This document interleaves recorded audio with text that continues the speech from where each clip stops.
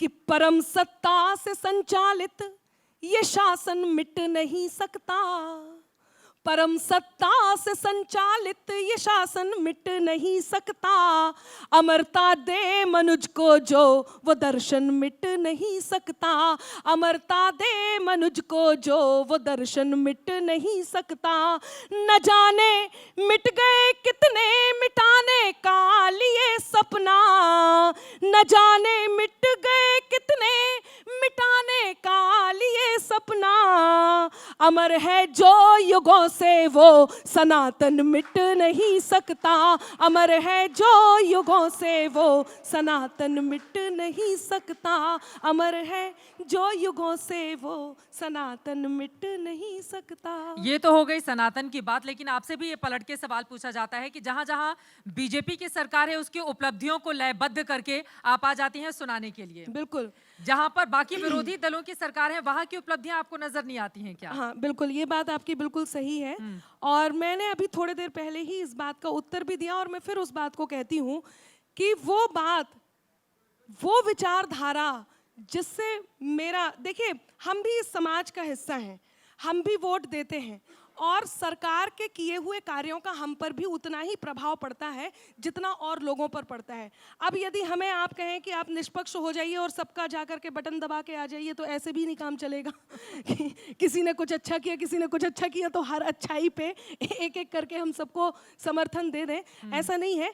आपके उद्देश्य की बात होती है, आपको उद्देश्य किसका, उद्देश्य आपकी विचारधारा से मिलता है उसकी बात होती है। मैंने पिछले दिनों यूपी में बाबा गाया और यूपी में बाबा गाना इसलिए ज़रूरी था कि उस समय वो प्रदेश, वो बुंदेलखंड का वो हिस्सा जिसने, जहाँ हथियारों की फैक्ट्री लगी, जहाँ नदियों का संगम किया गया, जहाँ पानी की किल्लत को ख़त्म किया गया, वो प्रदेश, वो हिस्सा बुंदेलखंड जहाँ पे लोगों की नज़र भी नहीं जाती थी, उस हिस्से को जब बीजेपी सरकार ने बढ़ाया तो मैं कैसे नहीं कहती, और जब प्रश्न आएगा तो उसका उत्तर भी आएगा। और एक बात बोलूं, अभी एमपी में भी बुंदेलखंड है, बिल्कुल, प्रधानमंत्री जी कल वहीं पर थे, बिल्कुल, तो वहां को लेकर क्या है? बुंदेलखंड को लेकर के मैं बहुत ज़्यादा उम्मीद में हूँ कि बुंदेलखंड में वो सारे कार्य किए जा रहे हैं और मैं बुंदेलखंड से हूँ, मुझे इस बात को लेकर के गौरवान्वित मैं महसूस करती हूँ। सुनाएंगे क्या आप? बिल्कुल, मैं ज़रूर सुनाऊंगी, मैं यूपी में बाबा ज़रूर सुनाऊंगी, लेकिन उससे पहले एक छोटी सी बात जो मैं ज़रूर कहना चाहती हूँ, वो बात मैं कहती हूँ, चित्रा जी, यदि लाभ लेने की बात है, जो लोग कहते हैं कि अनामिका को कोई लाभ मिल रहा है, तो सरकारी इतने सारे आयोजन होते हैं, सरकारी कवि सम्मेलन होते हैं, मैं किसी भी सरकारी कवि सम्मेलन में ऑफिशियली, मुझे कोई ऑर्गेनाइजेशन से कोई भी ऐसा कार्य नहीं दिया गया जिसको मैं ऑर्गेनाइज करूं। मैं किसी भी सरकारी कार्य में, सरकारी क्षेत्र में चेयरमैन नहीं हूं, मैं किसी भी तरह से सरकारी किसी भी लाभ को नहीं उठा रही हूं। और जिस समय अखिलेश जी की सरकार थी हमारे उत्तर प्रदेश में, जहाँ से मैं आती हूँ बुंदेलखंड से, उस समय सबसे ज़्यादा सैफई महोत्सव के कार्यक्रम मैंने किए, तब भी सरकार थी। और कौन सी सरकार थी? बात यह है कि मैं किस विचारधारा का समर्थन करती हूँ। सुनाएंगी क्या? जी बिल्कुल, मैं यूपी में बाबा सुना देती हूँ, जो आपने कहा भी है तो, और मेरा मन है। यूपी के बाबा का यहाँ पर असर पड़ेगा क्या?